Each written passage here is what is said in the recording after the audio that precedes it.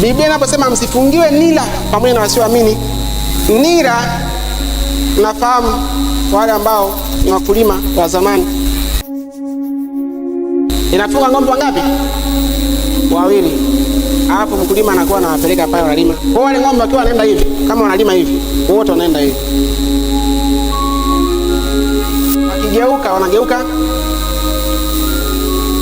Yaani hata kama kuna mmoja hataki, hawezi, sababu wameunganishwa.